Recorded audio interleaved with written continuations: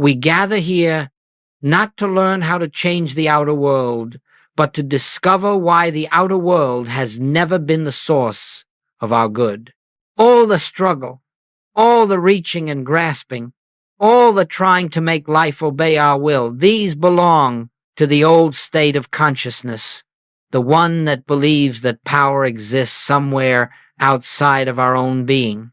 And so many of you have attempted, with great sincerity, to use the mind to attract health, to draw supply, to create harmony. You have visualized, affirmed, repeated formulas, and perhaps for a moment it appeared that results came, but then the results slipped away or required more effort, more tension, more mental strain, and eventually you found yourselves weary, wondering why a universe that promises abundance seems so difficult to coax into cooperation.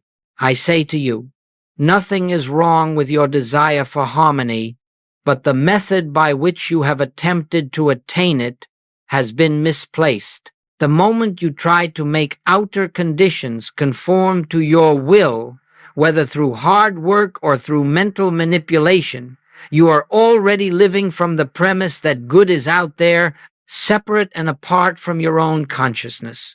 And that is the only mistake you have ever made. For the Master revealed, and every mystic has testified, that the kingdom of God is within you, not beyond the horizon, not in the future, not in the world of conditions at all. Within you. It is because we have not understood this that prayer becomes pleading and manifestation becomes struggle. And this, my friends, is why so many spiritual practices fail to bring lasting peace. They attempt to fix the outer while ignoring the source. They attempt to work on effects instead of causes. They attempt to attract to consciousness what consciousness itself is already full of. There is no use in trying to draw supply into the place from which supply issues forth. There is no use in trying to attract peace to the very awareness that is itself the substance of peace. And so, as we begin this hour together, let us make one quiet acknowledgement. All that we have ever sought is already present within the consciousness that is hearing these words. Before you attempt to change anything out there, before you rush again into the mind's frantic activity, pause, be still. Something in you knows that all good, all harmony, all fullness is already established. And it is only the habit of looking outward that has obscured the truth. We are not here to learn how to make life obey us. We are here to perceive that life is lived from within, and that the outer world is but the picture and form of the consciousness we bring to it. When this is understood, all struggle ends.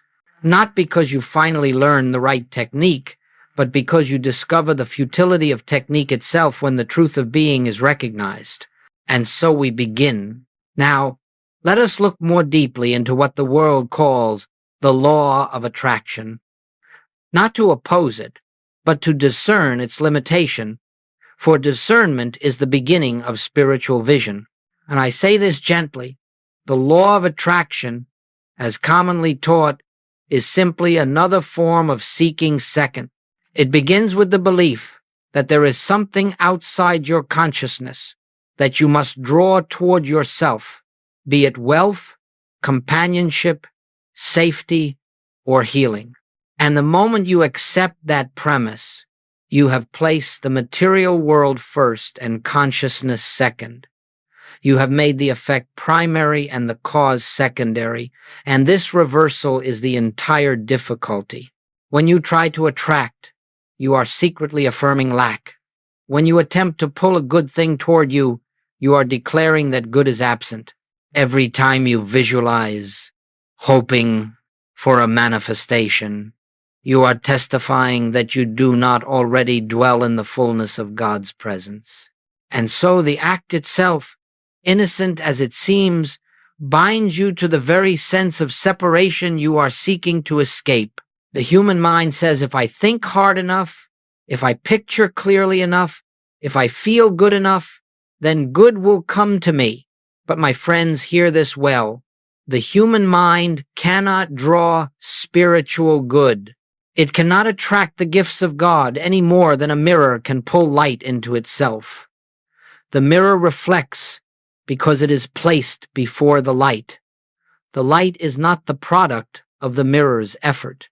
And in the same way, your consciousness must rest in God, not strive to pull God into manifestation. This is why I call it seeking second. You begin with a problem, an empty bank account, an ailing body, a lonely heart, and then you attempt to use mental force to correct the condition. But the problem was never the condition. The problem was the belief that the condition possesses power, substance, or reality in and of itself. You have given authority to the outer, and then labored to change it through the inner. This is the inversion that keeps humanity in bondage. The Master spoke only of seeking first. He did not say to seek supply. He said to seek the kingdom. He did not say to seek healing. He said to rest in the Father's presence. And all these things, the things the world chases, are added unto you. Added not because you attracted them, but because divine order expresses itself naturally when consciousness is rightly oriented. Let us understand this clearly. To seek first is to begin with God. To seek second is to begin with the world. The law of attraction begins with the world. The infinite way begins with God. And so long as you look to the world, its forms, its conditions, its appearances, you will chase shadows and wonder why they slip through your fingers. But the moment you turn within, the moment you place consciousness above circumstance, a great shift occurs. You discover that you have been trying to attract to yourself what you already are. You discover that the fullness you sought in form was present in your own being all along. And when this is seen, seeking ceases. Recognition dawns, and life begins to unfold, not by force, but by grace. As we go further, let us turn our attention to the real source of this impulse to manifest, to attract, to draw outer conditions toward ourselves. We must look beneath the surface desire, beneath the personal wish, and find its root. And the root is always the same. The hypnosis of the five senses, the universal belief in a world that exists separate from the consciousness that beholds it. You see, from childhood, we have been trained to trust appearances.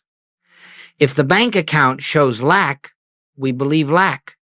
If the body shows pain, we believe pain. If a relationship falters, we believe separation. We look at the forms, the conditions, the images projected before us, and we take them to be reality. This is the hypnosis. This is the spell under which the human race lives, that what the senses report is true, and because we believe the senses, we fear the absence of good, we worry about the future, we reach for techniques to correct conditions, we try to attract what appears to be missing. But understand this. The moment you attempt to manifest something, you have already accepted the testimony of the senses as authoritative. You have already agreed that the outer picture is real and therefore must be changed. And that agreement, that acceptance, is the very veil that hides the presence of God already functioning within you. Let us make this clear. There is no manifestation of spiritual good in matter. There is only the unfolding of what already exists in consciousness. When you try to attract, you are trying to change the picture without touching the light that projects it. You are attempting to rearrange shadows, but the picture on the screen has no power. The light behind the picture holds all power. The world you behold with the senses is not cause, it is effect, and the effect cannot change itself. Only the source can change the effect, and the source is always consciousness. This is why the desire to manifest arises, because we believe the picture instead of the light. We believe the appearance instead of the presence. We believe the outer instead of the inner.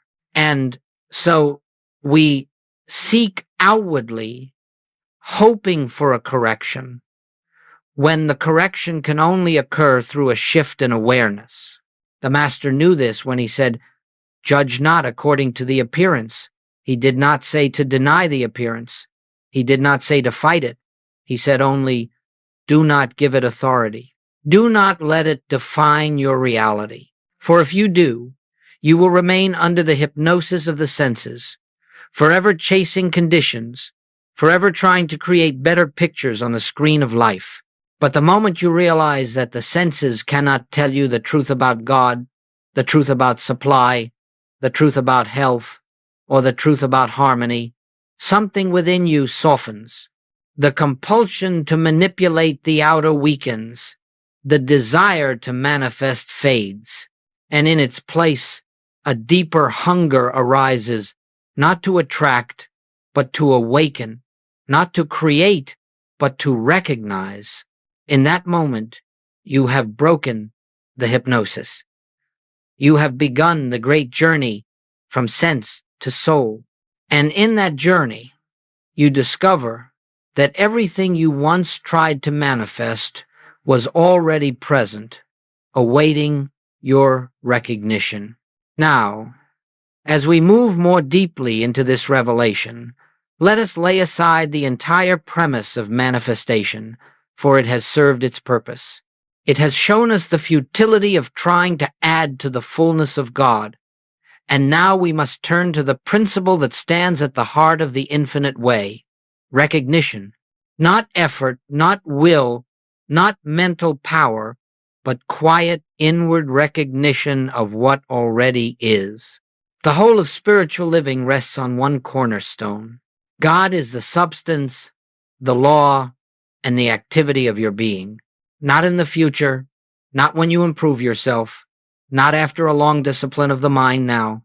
This instant, before thought, before desire, before any attempt to manipulate life. And if this is true, and it is, then nothing can be added to your being, and nothing can be taken from it.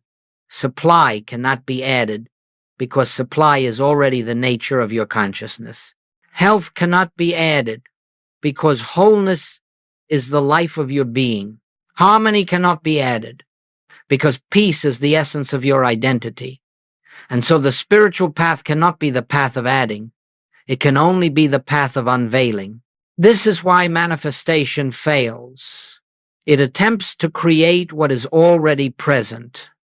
It attempts to attract what is already here. It treats the outer condition as substance and tries to rearrange it. But recognition does none of this. Recognition begins with God, and in beginning with God, it reveals that the forms of life are merely the shadows of realized consciousness. Think for a moment of the sun. The sun does not manifest light. The sun is light. It does not attract rays. It expresses its own nature effortlessly. And whether the clouds appear or disappear has no effect whatsoever on the presence of the light. The clouds conceal nothing. They only obscure your perception. So it is with you. You do not manifest good. You do not attract supply. You do not create harmony. You recognize that all these qualities are already present in the infinite nature of God, and because I and the Father are one, they are also present in the infinite nature of your being. When recognition dawns, the outer world reorganizes not because you forced it to, but because consciousness must express its own nature. When you recognize abundance within, the forms of abundance appear without. When you recognize peace within, the outer world becomes orderly. When you recognize wholeness, the body responds not because you treated it, but because you ceased believing the appearance. Recognition is the sacred pause in which you acknowledge nothing needs to be changed. Everything needs to be seen. And in that seeing, the truth becomes the law of your experience. Not through effort, not through concentration, but through the simple act of resting in what is eternally true. You see now why the infinite way is not a method of manifestation, but a path of realization. It does not deal with effects. It deals only with the source. It does not teach you how to get things. It teaches you how to know God. And knowing God, you find that nothing has ever been missing. To recognize is to awaken. To awaken is to live. And to live in this awareness is to watch life unfold with a grace the personal mind could never manufacture. Let us now look gently, but honestly, at why the law of attraction fails to bring lasting fulfillment. Its failure is not in its intention, for the intention to experience harmony is good. Its failure is not in the human being attempting it, for the human being is earnest and sincere. Its failure lies only in the belief that the personal mind possesses spiritual power. And this belief must be exposed, not condemned, so that it can fall away naturally. The moment you attempt to visualize your good, you are depending upon the personal mind. The moment you repeat affirmations to compel the universe to respond, you are depending upon the personal mind. The moment you attempt to raise your vibration in order to attract a condition, you are depending upon the personal mind. And the personal mind has no spiritual capacity, no creative authority, no divine substance. It is simply the instrument through which you interpret the world of appearances. Nothing more. This is why every method that relies on personal effort collapses. Even if it brings temporary results, those results are unstable because their source is unstable. The personal mind is forever moving between fear and hope, between doubt and desire, between confidence and insecurity, and whatever rises from such a foundation will fall when the next wave of fear appears. When you find yourself straining to think the right thoughts, straining to hold the right feeling, straining to maintain a vibration, you are witnessing the personal mind trying to impersonate God, and it cannot do so. The personal mind can recite truth, but it cannot realize truth. It can imagine good, but it cannot bring forth good. It can desire peace, but it cannot establish peace. All spiritual power belongs to the presence within, not to the human mind. And here is the tragedy. The more you rely on mental force, the more you reinforce the very fear you are trying to escape.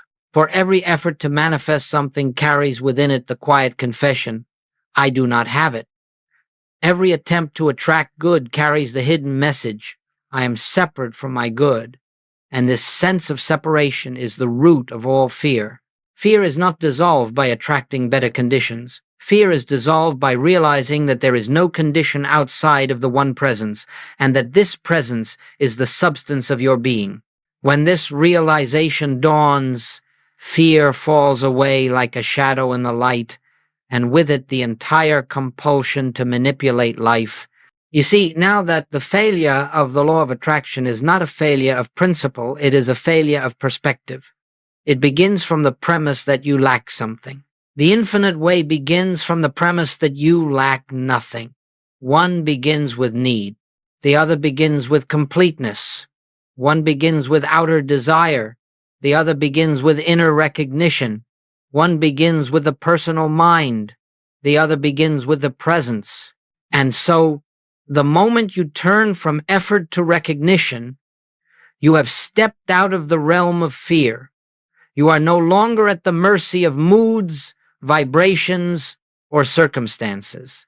You have remembered the truth that the human mind cannot achieve, but the spirit within you has always known. All power is in God, and God is the life of your consciousness. From this point on, manifestation becomes unnecessary, and grace becomes inevitable. And now, let us come to the heart of this way of life. the very center from which all spiritual demonstration flows, the practice of the presence. This is not a method in the sense that the world uses the word. It is not a technique to gain something. It is not a ritual, nor is it a discipline imposed upon the mind. It is simply the gentle turning of awareness inward until the presence, which has never been absent, becomes consciously realized. In this practice, we do not seek anything. We do not ask for health, or supply, or guidance. We do not attempt to change a condition or improve a circumstance. We merely rest in the quiet acknowledgement that God is here, and not here as an idea, nor as a belief, nor as a hope, but as the living substance, the living law, the living activity of our being. When you sit in this stillness, you are not speaking to God. You are not attempting to reach God. You are not calling God from afar. You are simply recognizing that the life which animates your very breath is the life of God. That the awareness with which you hear these words is the presence of God. That the intelligence that knows how to be still is the intelligence of God. And when this recognition is allowed, not forced, not manufactured, but allowed, something within you shifts. You feel a release, a softening, a quiet knowing that no outward effort can produce. In this stillness, there is no asking. There is only recognizing. I and the Father are one, not two seeking connection, not a separated self attempting to attract divine gifts. One, already one, eternally one. When this becomes even slightly realized, the need for manifestation dissolves. You find that the desire to attract anything fades because you sense, even faintly, that nothing is missing within the presence that fills you. And this is the secret. When nothing is missing inwardly, everything aligns outwardly. Not because you have compelled the universe to obey you, but because consciousness naturally reveals its own harmonies when it is uncluttered by fear and striving. The practice of the presence is simply this: a moment of turning away from the world of appearances, a moment of releasing the personal mind's desire to control, a moment of remembering that the source is within, a moment of resting in the awareness that God is the only power, the only life, the only reality. You need not hold the mind still. You need not silence thought. You need not achieve a particular feeling. You need only acknowledge, quietly and sincerely, that the kingdom is within you now. And if thoughts arise, let them arise. If feelings come, let them come. The presence is not disturbed by thought or feeling. It is not enhanced by silence, nor diminished by noise. The presence simply is. And as you rest in that isness, you begin to sense that life is happening through you, not by you. Gradually, almost imperceptibly, you begin to understand why manifestation is unnecessary. What you attempted to attract is already present in the infinite nature of your being. What you attempted to create is already finished in God. What you attempted to fix is already whole in spirit. This is the hidden method, not a method of power, but a recognition of power. Not a method of attraction, but a recognition of fullness. Not a method of creating, but a recognition of being. When this becomes the foundation of your life, outer good flows as naturally as breath, not as reward, not as result, but as expression. And expression is effortless when the source is realized. Let us now illustrate this principle in the only way that truly matters, through lived experience. For spiritual truth is not something we hold in theory. It must become the law of our being. And once we cease trying to manifest, to manipulate, to attract, we begin to witness something remarkable. Problems dissolve without personal effort. because they dissolve at their root in consciousness. Consider, for example, the one who has struggled financially. They have affirmed abundance, visualized prosperity, practiced gratitude with great sincerity, yet the struggle continued.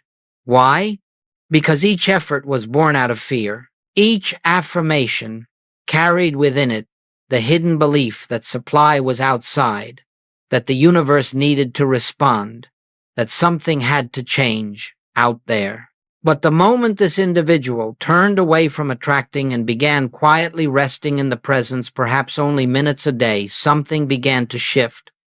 Not the bank account first, but the sense of lack. A peace arose where fear had been. A confidence emerged, not in worldly security, but in the integrity of the presence within.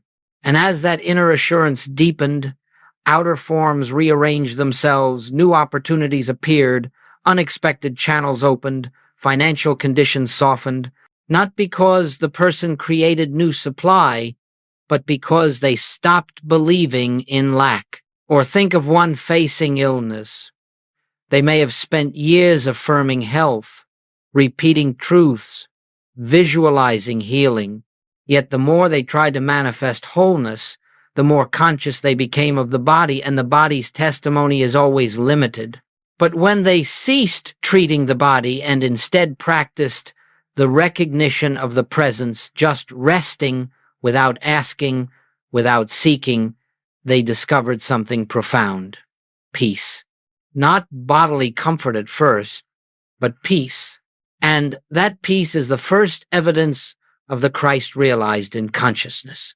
As that peace remains, the fear surrounding the condition melts away, and the body, no longer held under the hypnotic power of fear, begins to respond. Changes appear gently, gradually, naturally, because harmony is the nature of the presence, and the body reflects consciousness. And consider the relationships of life.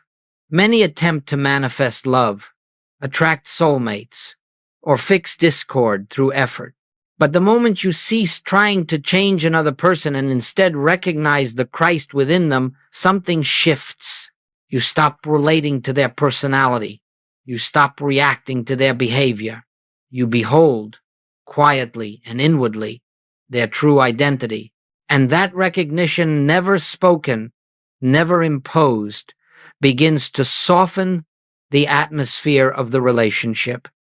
Resentments fade, tensions loosen. Loving interaction comes not through effort, but through the silent activity of realized consciousness. This is the great secret. The outer world changes when you stop trying to change it. The outer reflects the inner, and the inner is transformed through recognition, not through force. You see, we do not solve financial problems. We do not solve health problems. We do not solve relationship problems. We do not solve any problem. We awaken to the presence in which no problem exists. And as we awaken, the pictures of the outer world shift of themselves because they have no life of their own. They are but the shadows cast by consciousness. Once you realize this, you stop fighting shadows. You stop rearranging effects. You stop manipulating form. You rest in God. And God, being the only power, expresses itself through your experience as harmony, abundance, wholeness, companionship, guidance, whatever is needed at the moment, not because you asked, but because it is the nature of God to express. This is why every true demonstration in the infinite way begins within and remains within long before it appears without. And when the outer finally changes, it feels effortless, not because you avoided action, but because your action flowed from a consciousness already at peace, already supplied, already whole. What the world calls miracles are simply the natural consequences of realized presence. When you stop trying to manifest, you make room for grace. Let us now turn to one of the deepest truths ever revealed, a truth so simple that the human mind overlooks it, and so profound that it ends forever the desire to attract, to manifest, or to manipulate life. It is this: your true identity is I am, not the personal I that hopes and fears and strives, but the divine I that existed before thought, before desire, before the world was formed. The I that is the presence of God individualized as your being. When the Master said, I am, he was not speaking as a person. He was speaking out of the realization of his oneness with the Source. And when he said, I and the Father are one, he did not claim equality with God as a separate self. He acknowledged that the life he lived was God expressing itself, God being God, through the form called Jesus. This same truth applies to you. The personal mind is not the source of your being. It is not the source of your good, your supply, your health, or your peace. All that you are in truth flows from the infinite I that lives as the center of your consciousness, and until you recognize this, you will continue trying to attract what you already are and to manifest what is already fulfilled in God. The law of attraction begins with the belief, I want. The infinite way begins with the knowing, I am. I want testifies to absence. I am testifies to presence. I want is the cry of the personal mind. I am is the voice of the Christ within. This is why all attraction-based methods eventually collapse. They are rooted in the sense of a separate self attempting to acquire what it believes is lacking. But spiritual realization begins the moment you discover that the self which seeks has no real existence. The only self that is the I that is God expressing as you. When you rest in the I am, something extraordinary happens. You stop attempting to use God.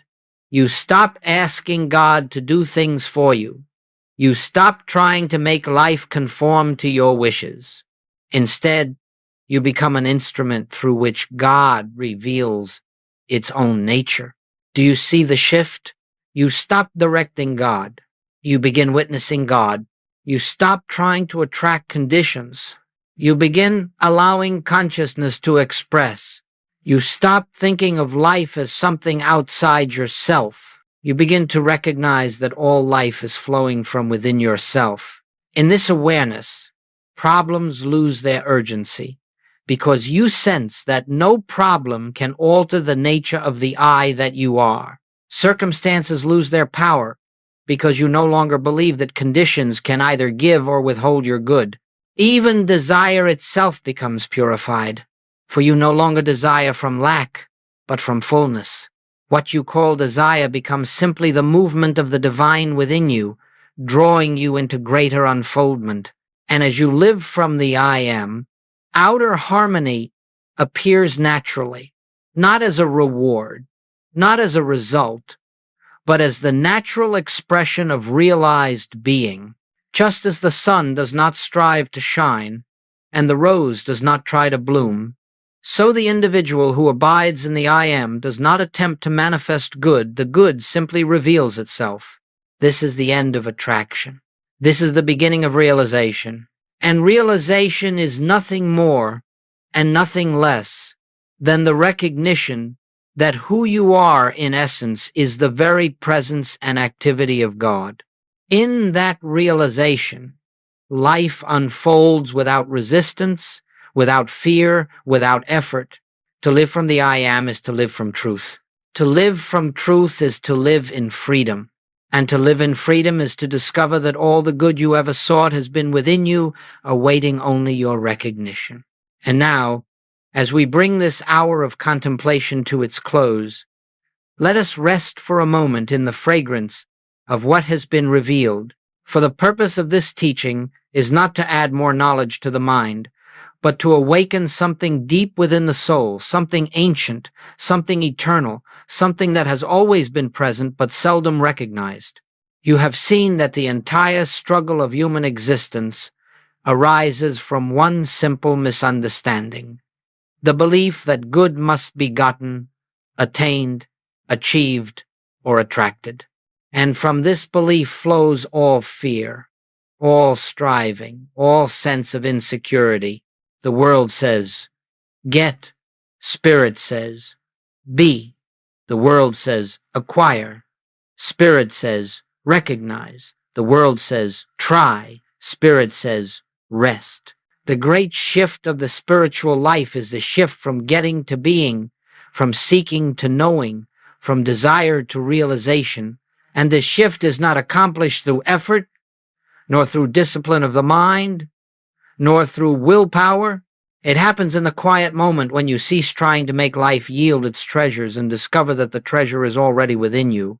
The kingdom of God is not something you must attract, it is something you must acknowledge.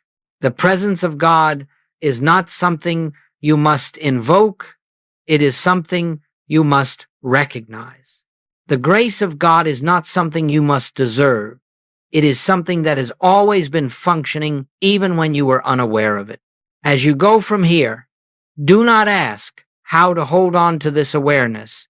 Do not strive to remember these truths. Simply pause many times each day, even if only for a breath, and silently acknowledge the presence within. That is all. That is enough. In that moment of recognition, the personal self loosens its grip and the divine shines through. In that moment, the pressure to attract disappears because you sense that you are already living in the fullness of God. In that moment, the world loses its power to frighten you because you see that the world is only a picture and the light behind the picture is infinite. Let the world do what the world does. Let appearances rise and fall. Let conditions change as they will. Your work is not to control them. Your work is not to arrange them. Your work is not to force the universe to comply with your wishes. Your only work is to rest in the truth that God is the life of your being, the law of your being, and the source of your being. And when you rest there, the outer unfolds in its own divine order. This is the way of the infinite. This is the life lived in presence. This is the freedom that comes when the desire to attract is surrendered to the joy of realization. Go now, not as a seeker, but as one who is found. Go not as a manifester, but as a beholder.